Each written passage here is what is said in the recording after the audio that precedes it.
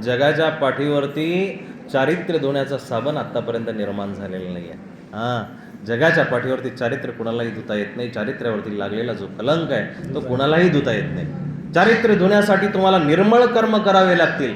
तुमच्या जीवनामध्ये एकदा जर डाग लागला ना, बोंद से गई जो हौद से नाही, ती बिरबलाकडून एकदा जेव्हा अत्तराची कुपी पडल्यानंतर नेमकं तिथं बिरबल उभा होता आणि त्या अकबराला बघितलं की ते अत्तर खाली सांडलं आणि त्या अकबराने बोट पुसलं आणि परत आपल्या अंगाला लावून घेतलं. समोर बिरबलाची आणि त्याची नजरानजर झाली आणि अकबराला खजील वाटलं. ते असं खजील झाला तो अकबर की त्याला वाटलं आपण एवढा अकबर आहोत, देशाचा राजा आहे आणि आपण तो अत्तराचा थेंब पुसून घ्यावा. दुसऱ्या दिवशी त्यांनी काय केलं, त्याने असं केलं की एक हौद होता, त्या हौदामध्ये हजारो लिटर अत्तराच्या बाटल्या होतल्या आणि सगळ्या गावामध्ये नगरामध्ये दवंडी पिटवली की तुम्हाला ज्याला घेऊन जायचं त्याने घेऊन जा. सगळं गाव आल्यानंतर अकबराने बिरबलाला सुद्धा सांगितलं, बिरबल एखादी बादली तू पण घेऊन जा. बिरबल आला, तिथं बाटली घेऊन आला, जवळ आल्यानंतर जे अकबराच्या चेहऱ्यावरचे भाव होते ते बिरबलाने वाचले आणि बिरबल हळूच त्याच्या कानाजवळ आला अकबराच्या आणि त्या अकबराला म्हटला की जहापणा, जो बूंद से गई वो हौद से कभी नहीं आएगी. जे एका थेंबातून तुमची इज्जत गेली ना, त्यानंतर तुम्ही कितीही पराक्रम करा, कितीही मोठे चारित्र्य धुण्याचे कार्यक्रम आयोजित करा, तुम्हाला ती परत चव येणार नाही, परत ती गोष्ट येणार नाही. हे जीवनाचं आपल्याला परमोच्च ठिकाण गाठता आलं पाहिजे. निष्कलंक आयुष्य ज्या पद्धतीनं पुरुषोत्तम दादांना 15वा अध्याय सांगतो, द्वाविमो पुरुषो लोके अक्षरक्ष अक्षरेवच. दोनच या जगामध्ये पुरुष आहेत. ते पुरुष म्हणजे कोणते, की ज्याला आपलं उत्तम रीतीनं जीवन जगता आलं. पुरुषोत्तम शब्दाचा अर्थ आहे की पुरुषोत्तम हे नावापुरतं नाही आहे. मगाशीच सरांच्या मुलांनी डॉक्टर आहेत ते, आणि त्या डॉक्टरांनी प्राचार्य शिवाजीराव भोसलेंचा एक प्रसंग सांगितला की छत्रपती शिवाजी महाराज जर आत्ताच्या काळामध्ये असते, बरं झालं आत्ताच्या काळामध्ये नाही आहेत, ते जर आत्ताच्या काळामध्ये असते तर त्यांनाही एखादा निवडणुकीचा एखादा मतदारसंघ निवडावा लागला असता, त्यांनाही एखादी विधान परिषदेसाठी निवडणूक लढावी लागली असती. पूर्वीच्या काळी जे होऊन गेलं ते चारित्र्य आपल्यासमोर वारंवार का यावं, त्याचं कारण असं आहे की तशी माणसं परत निर्माण होत नाही. तशी माणसं पुन्हा या जगामध्ये येत नाही आहेत. तशी माणसं निर्माण करणारी माणसंही या जगामध्ये राहिलेली नाही आहे. तुम्ही फक्त कर्म करत चला. चांगलं कर्म ज्यावेळेस तुम्ही करता ना, त्यावेळेस परमात्मा दखल घेत असतो तुमची. तुमची परमात्मा दखल घेतो. पुत्र होता सारथ्याचा तरीही कर्णा निंदिले, कवच कुंडले काढून देता लोकवंदू लागले. त्या कर्णाला सुद्धा तेव्हा किंमत आली होती की जेव्हा त्यांनी त्याची छाती पाडून आणि कानाचे लचके तोडून दिलं होतं, तेव्हा त्याला किंमत आली होती. तुम्हाला सुद्धा ह्या जगामध्ये राहत असताना खूप काही अर्पण करावं लागेल, द्यावं लागेल, समर्पण करावं लागेल. तेव्हाच तुमची नावं कुठंतरी रस्त्यांना देण्यात येतील, कुठंतरी बिल्डिंगांना देण्यात येतील, कुठंतरी संस्थांना देण्यात येतील. हे नाव कमवण्यासाठी तुम्हाला पहिल्यांदा मातीमध्ये गाडून घ्यावं लागेल. आपण वरच्यावर प्रत्येक ठिकाणी आपल्या नावापुढं बऱ्याचशा पदव्या लावण्याची इच्छा ठेवत असतो, पण या खोट्या आकांक्षा आहेत. जी माणसं आत्तापर्यंत श्रीमंत झाली, मोठी झाली, त्या माणसांनी ह्या मातीमध्ये स्वतःला गाडून घेतलेलं आहे, या मातीसाठी झिजलेले, या प्रपंचासाठी झिजलेले आहे. आणि मग श्रीमंत माणूस तो नाही आहे की ज्यांनी स्वतःच्या फक्त 4 भिंती रंगवल्या. 4 भिंती ज्यांनी रंगवल्या असतील तर ते सगळ्यांना जमतं ना. तने तनसडी काड्या जमणी चिमणी बांधे खोपे. चिमणी सुद्धा खोपे बांधते ना, काड्या जमवते. सुरगरण खोपा बांधते, कावळा खोपा बांधते. सगळ्यांना जमतं घरदारं वाढवणं, प्रॉपर्ट्या वाढवणं. पण त्याही पलीकडं मी या समाजाचं काही ना काहीतरी देणं लागतं, या भावनेतून जर माणसं वागली, ह्या भावनेतून जर माणसं जगली तर त्यांच्या स्मृती ते गेल्यानंतरही दरवळत राहतात. अशी कामं आपल्याला जमली पाहिजे, अशी कार्य आपल्याला जमली पाहिजे. ते कर्म स्वच्छ रीतीनं करत चला. कर्णाने ज्यावेळेस दान दिलं ना, त्यावेळेस कर्णाला खरी किंमत आली. पण ह्या जगाची जी रीत आहे ती रीत अशी आहे की निंदने मग वंदने. पहिल्यांदा निंदतात, मग लोक वंदन करतात. जे असे भाळी तेच आपल्याला भोगावं लागतं, तोपर्यंत आपल्याला सोसावं लागतं. तुमच्यावरती बघा, सूर्यनारायणाला सुद्धा पावसाळ्यामध्ये ढग त्याचं तोंड काढू देत नाही. पावसाळ्यामध्ये त्याला तोंड काढू देत नाही, म्हणून सूर्य उगवायचा कधी थांबत नाही. विनीतनं मगाशी सांगितलं की घड्याळ आता बघावं लागणार आहे. ते घड्याळ, जिवंत असलेलं घड्याळ खऱ्या अर्थानं आज बंद झालं. पण यंत्रवत माणूस किती दिवस जगणार हो, किती दिवस जगणार? त्याला कुठंतरी मर्यादा आहे. तुम्ही जरी थांबत नसले तर शासन तुम्हाला थांबवतं की बाबांनो बस घरी, बसा घरी, घरी राहा. आणि निसर्गाने बरोबर त्या देणग्या दिलेल्या आहे की तुमचे 40-50ला बरोबर डोळे आंधळे व्हायला सुरुवात होते, डोळे कमजोर व्हायला सुरुवात होतात. 50व्या-55व्या वर्षी बरोबर कान कमी ऐकायला सुरुवात होते. निसर्गाने जो संदेश दिलेला आहे तो संदेश असा आहे की बाबा आता तू थांब, कुठंतरी थांब. कालने आवत संदेशो दियो बाल तेरे श्वेत भये, तू अजूनही ममता नाही सांडत. कालने आवत संदेशो दिये, आता तरी बाबा कुठंतरी थांब. कान आपले जर कमजोर होत असेल, आवाज कमी होत असेल तर समजून जा आता आपण म्हणजे ऐकणं कमी केलं पाहिजे, बोलणंही कमी. जीभ जर लडखळायला लागली, दात जर संपले तर आता समजून जायला पाहिजे की आपलं बोलणं समोरच्याला समजणार नाही, आता आपण बोलणं थांबवलं पाहिजे. पण आपण विरुद्ध दिशेनं वागणारी माणसं आहे. ज्याला कमी दिसायला लागलं तो भिंगाचे चष्मे घालून पण होईना, घालून का होईना समाजाकडे बघायचा प्रयत्न करतो. तुमच्या स्वार्थापुरतं बघा तुम्ही, काही हरकत नाही. पण तुम्हाला जर ते चष्मे घालून आणखी दोषच जर दिसत असतील तर त्या चष्म्यांना काही अर्थ नाही. कान बहिरे होतात तरी आपण कानाला 4-4, 5-5 हजाराची मशीनं लावतो आणि मग नको ते ऐकायचा प्रयत्न करतो. देवाने बरोबर योग्य रीतीला स्टॉप दिलेला आहे, योग्य ठिकाणी स्टॉप दिलेला आहे की बाबा आता तो 55-60 वर्षाचा झाला, आता तुझी मुलं तुझ्याविषयी चांगली बोलणार नाही, तुझ्या सुना तुझ्याविषयी चांगली बोलणार नाही, तुझे शेजारी पाजारी तुला थेरडं म्हणतील, म्हातारडा म्हणतील, आता तू थांब. पण माणसाने त्याच्यावरती चमत्कार केला, आविष्कार केला, कानाचे मशनं घेतले, मशनं लावून कानाचे भिंतीचे काणोसे माणूस ऐकायला लागला. आणि मग त्याला जेव्हा त्या भिंतीच्या पलीकडून आवाज येतो की आमच्या म्हाताऱ्याने आमच्यासाठी काहीच केलेलं नाही, त्यावेळेस त्याच्याकडे फक्त कपाळाला मारायला हात असतात. तो कपाळावरती हात मारून पस्तावा करत असतो, पश्चाताप करत असतो. निसर्गाने तुम्हाला योग्य रीतीनं थांबवलेले आहे, तर योग्य रीतीनं तुम्ही थांबा. दादा मगाशी म्हटल्याप्रमाणे आता तुम्ही धर्म केला पाहिजे. तसं धर्माला काही वय नाही आहे दादा. धर्म प्रत्येक क्षणी प्रत्येक वेळेला श्वास श्वास पर नाम जप वृथा श्वास मत होय. प्रत्येक श्वासावर तुम्हाला नाम जपता आलं पाहिजे. तरुण मंडळी, बॅचलर मंडळी बरीचशी पाठीमागं बसलेली आहे. मुलांनो, तरुणींनो, आयुष्य बर्बाद करू नका. तुमचं भौतिक युगामध्ये, मॉडर्नायझेशनच्या युगामध्ये आयुष्य तुमचं फक्त अत्तरासारखं ओढून जाईल. पण एक वेळ अशी येणार आहे, एक वेळ अशी येणार आहे 40व्या वर्षी जेव्हा एज मिरॅकलची क्रीम लावावी लागेल, नाईट स्पॉटची क्रीम लावावी लागेल तुम्हाला. 40व्या वयामध्ये जेव्हा तुमचं सौंदर्य ढळवून त्याला ब्लॅक स्पॉट येतील, कुठल्याही पद्धतीचं SPF तुमच्यावरती काम करणार नाही, तेव्हा तुम्हाला कळून चुकेल की हे सौंदर्य महत्त्वाचं नाही आहे, अंतर सौंदर्य महत्त्वाचं आहे. तुमच्या मनाला खऱ्या अर्थानं लालिमा आली पाहिजे ना.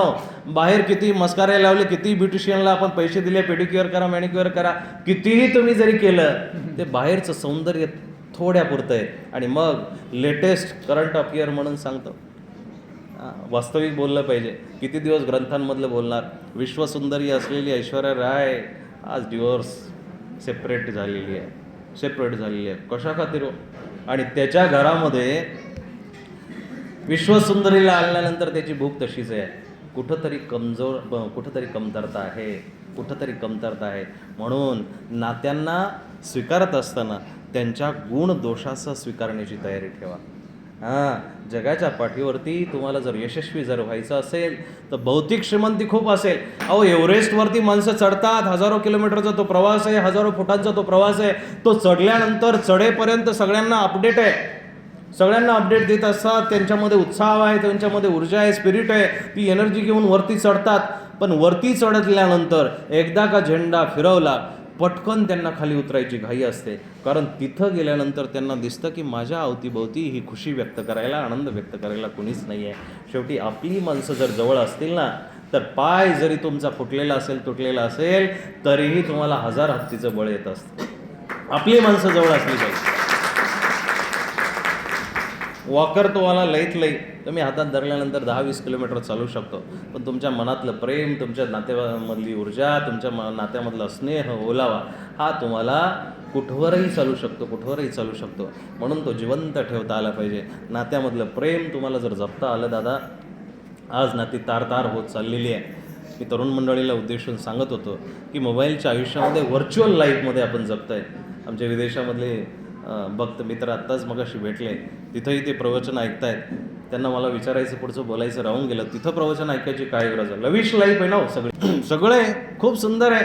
अहो, तिथला ग्लॅमर जर बघितला, तिथलं सगळी जर भौतिकता जर बघितली, मगाशी कोणीतरी वक्ते आत्ताच बोलून गेले की तुम्ही सर बोलले की विदेशामध्ये फिरायला जा. दादा एक गोष्ट तुम्हाला मी सांगतो, जगाच्या पाठीवरती कुठेही जरी फिरायला गेले ना, आपल्या घरा इतकं सुंदर घर कुठलंच नाही. आपल्या घरा इतकं सुंदर घर कुठलं नाही. या हॉटेलमध्ये अहो घरातला फॅन लावताना आपण 10 वेळा विचार करतो बिल येईल, अमकं येईल, तमकं येईल. हा हॉटेलमध्ये इतका सुंदर AC आहे, इतकं सुंदर बाहेरचं गार्डन आहे, AC आहे मस्तपैकी. जम्मू काश्मीरला आपण जर गेलो तर तिथला हॉल, तिथले जे हॉटेलचे कमरे असतील, रूम्स असतील, स्वीट असतील, ते आपल्या खूप सुंदर घरापेक्षाही हजारो पटीनं सुंदर असतात. पण तरीही 4 दिवस आपण 1 डे 3 डे नाईट तिथं राहिलो तरी आपल्याला तिथं राहू वाटत नाही. 4थ्या-5व्या दिवशी आपण रिटर्न फ्लाईट बुक करतो, रिटर्न रेल्वे बुक करतो, घरी येतो. त्याचं कारण असं आहे की तिथला कितीही महागडा स्वीट जरी असला, जरी कमरा असला, पण त्या भिंतींना मायेचा ओलावा नसतो, आपलेपणाचा ओलावा नसतो. म्हणून ती घरं, ते हॉटेल आपल्याला आपले वाटत नाही, त्याच्यामधला ओलावा आपल्याला तिथं जाणवत नाही. शेवटी ओलावा तिथंच आहे की जिथं तुमचं संतुष्ट मन आहे, जिथं तुम्ही खऱ्या अर्थानं संतोषी आहात. गरिबाला विचारलं श्रीमंत कोण आहे, तो म्हणतो ज्याच्याकडं घर आहे राहायला. घराला विचारलं त्याच्यापेक्षा श्रीमंत कोण आहे, तो म्हणतो विलावाला श्रीमंत आहे. याच्यापेक्षा श्रीमंत कोण आहे, तो म्हणतो ज्याचं खरंच ज्याचं राजगुरू आहे, प्रासाद आहे, बंगलो आहे, तो श्रीमंत आहे. याच्यापेक्षा पुढच्याला विचारलं तो म्हणतो राजा सुखी आहे. त्याच्यापेक्षा पुढच्याला विचारलं तो म्हणतो मुख्यमंत्री सुखी आहे. मुख्यमंत्र्याला विचारलं प्रधानमंत्री सुखी आहे. प्रधानमंत्र्याला विचारलं जो चक्रवर्ती आहे खऱ्या अर्थानं युनेस्कोचा जो प्रधान आहे तो सुखी आहे. त्याच्या पुढच्याला विचारलं तो म्हणतो इंद्राजवळ आहे. इंद्राला विचारलं, इंद्र म्हणतो माझ्यावरचा जो महादेव आहे तो सुखी आहे. महादेवाला विचारलं तुझ्यापेक्षा सुखी कोण, तो म्हणतो माझ्याहीपेक्षा पुढं जे काही नारायण बसलेला आहे तो सुखी. नारायणाला विचारलं माझ्यापेक्षा देव कृष्ण सुखी आहे. पण कृष्णाला विचारलं तुझ्यापेक्षा सुखी कोण बाबा, तो म्हणतो जरा पृथ्वी तलावरती या. तिथं आल्यानंतर जे साधू संत फकीर हातामध्ये कटोरा घेऊन माझ्या नावाने जगत आहे ना, ते खऱ्या अर्थानं सुखी आहे.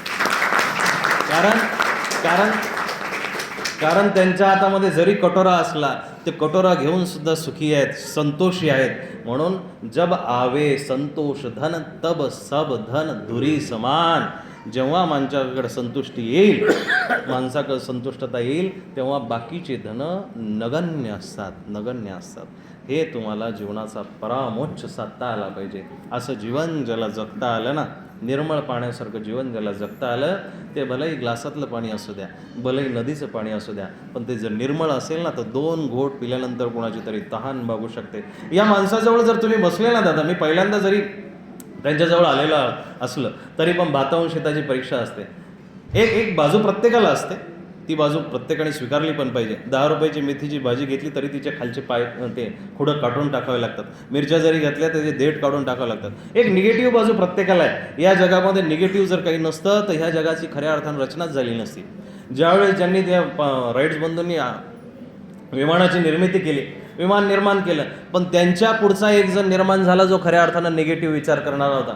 तो म्हटलं विमान तर निर्माण झालं, काही हरकत नाही आहे, विमानामध्ये उडता येईल, पण जर विमानामध्ये काही ब्लास्ट झाला, बिघाड झाला तर लोक तिथंच मरून जातील, त्यांना खाली उतरता येईल नाही, खाली उड्या जर मारल्या तर पडतील. मग एकाने चांगला निगेटिव्ह विचार केला आणि त्यांनी पॅराशूटची निर्मिती केली. बघा, निगेटिव्ह विचार वाईट नसतो, तो असला पाहिजे, पण निगेटिव्ह विचार माणसांचे दोष शोधण्यामध्ये नसावा, त्यांचे दोष पूर्ण करण्यामध्ये असावा. तो निगेटिव्ह, हां बाबा तुझं इथं चुकतं आहे. उद्या मला त्यांनी जरी सांगितलं ना की बाबा तुम्ही थोडंसं जरा जास्तच ओरडत होते, तर मी स्वीकारलं पाहिजे. स्वीकारण्याची भावना जर तुमच्यामध्ये असेल ना, तुम्ही महान बनल्याशिवाय राहू शकत नाही. तुम्ही महानच व्हाल, जगामध्ये तुमचं नाव लौकिक झाल्याशिवाय राहणार नाही. म्हणून जगाच्या पाठीवरती बघाशी बसून मी त्यांच्याजवळ बसलो आहे, भलेही 10, 15, 20 मिनटं मी त्यांच्याजवळ बसले असेल, पण तो माणूस हे दादा म्हणजे एक लायब्ररी आहे, ग्रंथांचा ठेवा आहे. त्यांच्याजवळचं जे ज्ञान आहे ना, त्या पद्धतीनं त्या अँगलला घ्या, तुम्हाला हजारो पुस्तकं वाचल्यासारखा अनुभव येईल. रूट्स खूप महत्त्वाचे आहे, जमिनीवरती पाय खूप महत्त्वाचे आहे. आभाळावरती तुम्ही आकाश झेप जरी घेत असाल, पण तुमचे जर पाय जमिनीवरती असेल तर नक्कीच परमात्मा तुम्हाला वरून खाली येऊन हात देऊ शकतो, वरून खाली येऊन तुम्हाला वरती नेऊ शकतो, तो त्याच्या चरणाची जागा देऊ शकतो. म्हणून असं जीवन तुम्ही जगा. असं जीवन जर तुम्हाला जगता आलं, जीवनामध्ये तुमच्या कृती बोलत असतात, जास्त काही सांगायची गरज नाही. अरुण दादा, छोटीशी गोष्ट तुम्हाला अशी सांगण्यासारखी आहे, तुमच्या कृती बोलल्या पाहिजे. आई, तुम्ही वागत असताना तुमच्या कृती बोलल्या तर खऱ्या महत्त्वाच्या आहे. कितीही सुंदर स्त्री असू द्या, पण ती स्त्री समोर आल्यानंतर तिचं आकर्षण तिथपर्यंतच आहे जिथपर्यंत ती बोलत नाही. जेव्हा ती बोलायला सुरुवात करेल तेव्हा ती कशी आहे तो एक शेर आहे, जो खानदानी रईस है ओ. उर्दू समजते तुम्हाला? जो खानदानी रईस है वो लिहाज रखते हे नर्म अपना. जे खानदानी माणसं आहे ना, त्यांचा लिहाज म्हणजे जे वागणं आहे ते नरम असतं, नम्र असतं आणि साधेसुधे असतात बिचारे. 65,000 कोटीचा राकेश झुंझुनवाला जेव्हा मोदी साहेबांना भेटायला गेला, लोकांनी खाली ट्रोल केलं, खाली लिहिलं, बघा मोदी साहेबांना भेटायला गेला पण त्याला शर्टाची इस्त्री करता आली नाही. 10-20 रुपये देऊन प्रेस केले असते, शर्ट जरी जरा थोडंसं लावून गेला असतं तर काय फरक झाला असता. पण तिथंच त्या पोस्ट टाकणाऱ्यांनी लिहिलं, अरे हा हे शेअर मार्केटचा बुल आहे, बादशाह आहे आणि 65,000 कोटीचं याचं साम्राज्य आहे. आणि मग खाली लगेच लोक स्तुती करायला लागले. बघा किती साधेबोळपण आहे, किती साधारणपण आहे. हे तुम्हाला जगत असताना ती कृती खूप महत्त्वाची आहे. ती कृती जर तुम्हाला जमली ना, त्या कृतीतून बरंचसं काही बोलत असतं. म्हणून जो खानदानी रईस आहे, जो लिहाज रखते है नर्म अपना. त्यांचा लिहाज म्हणजे जे वागणं असतं ते नरम असतं. तुम्हारा लहजा बता रहा है. शायर एका पुरुषाला, माणसाला, पोराला उद्देशून म्हणतो, तुम्हारा लहजा बता रहा है, तुम्हारी दौलत नई नई है. एका नवख्या पोराला, जे कडक कपडे, ज्याच्या हातामध्ये iPhone 16 आहे, त्या पोराला उद्देशून म्हणतो की तुझा लिहाज, तुझं जे वागणं आहे ना ते सांगू राहिले की तुझी दौलत जी आहे ती नई नई आहे, नवीन नवीन आलेली आहे. म्हणून कृती खूप महत्त्वाची आहे. विवेकानंद जेव्हा विदेशामध्ये चालले होते त्या विश्व हिंदू परिषदेला संबोधित करण्यासाठी, रामकृष्ण परमहंसाचं निधन झालेलं आहे आणि निधन झाल्यानंतर ते शारदामाला भेटायसाठी चालले. रामकृष्ण परमहंसाची पत्नी भेटायला गेले. ती बिचारी भाजी निवडीत होती आणि निवडत असताना तिथं विवेकानंद पोचतात, हा नरेंद्र पोचतो. आई मला आशीर्वाद दे, मी विश्व हिंदू परिषदेला संबोधित करण्यासाठी चाललोय. आईनं ऐकलं आणि ऐकल्यानंतर काही शब्द बोलली नाही. अरे नरेंद्रा, अरे तिथं ती पलीकडे पडलेली सुरी मला दे.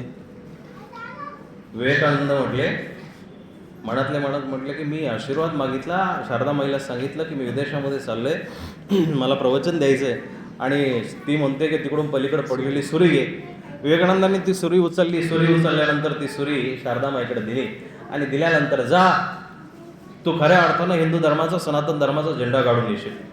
त्यांना प्रश्न पडला की मी आशीर्वाद जेव्हा मागायला आलो तेव्हा आशीर्वाद दिला नाही, सुरी घ्यायला लावली आणि सुरी घेतल्यानंतर म्हणते का जा, तुझं भलं होईल, तू सनातन धर्माचा झेंडा रोवून येशील. शेवटी न राहून विवेकानंद विचारतात की आई असं का बोललाय तुम्ही? मी पहिल्यांदा आशीर्वाद मागायला आलो तेव्हा आशीर्वाद दिला नाही, नंतर का देताय?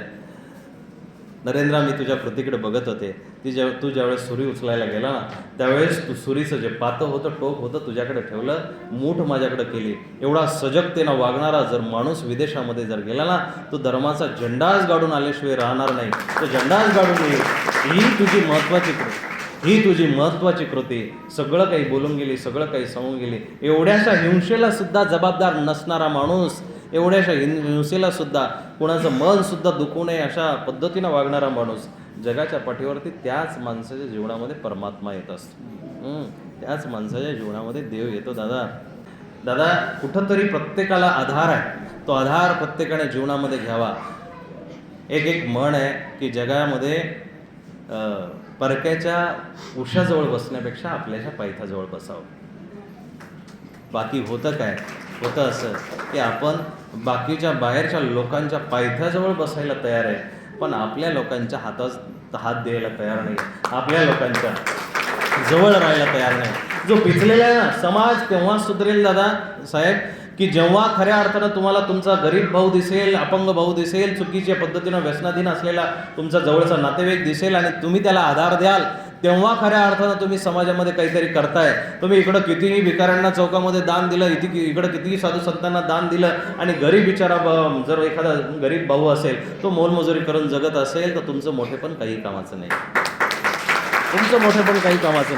म्हणून घरामध्ये जगत असताना आपल्याला ह्या समानता, ही इक्वॅलिटी जमली पाहिजे. ही कंपॅरिझन करत असताना कॉम्पिटिशनमध्ये जगूच नका. अंबानीसारखा जर माणूस, जर मी म्हटलं की मगाशी ऑफिसमध्ये जाऊन बसतो, तर ह्या प्रॉपर्ट्या पुरेशा नाही आहे. तुमची धनं तुमचे सातबारे, तुमच्या प्रॉपर्ट्या, तुमच्या त्या सगळ्या नोटरीज वगैरे जे काही खाते आहेत ते आपल्या पण ट्रान्सफर होणार आहेत. आणि जरी ट्रान्सफर झाले नाही तर त्याच्यासाठी लिगली दावे लावल्या जातील, कोर्टामध्ये जातील आणि ते नावावरती केल्या जाईल. त्याला पर्याय शोधला जातो, पण संस्काराला पर्याय नाही. ते तुम्हाला तुमच्याकडूनच द्यावे लागतील आणि ते दिलेच पाहिजे. ते दिलेच पाहिजे. तरच खऱ्या अर्थानं तुम्ही वंश वाढवला, खरंच खऱ्या अर्थानं तुम्ही मोठे झाले, तरच खऱ्या अर्थानं तुम्हाला तुमच्या जीवनाचा सर्वोत्कृष्ट जीवनशैलीचा आनंद घेता आला.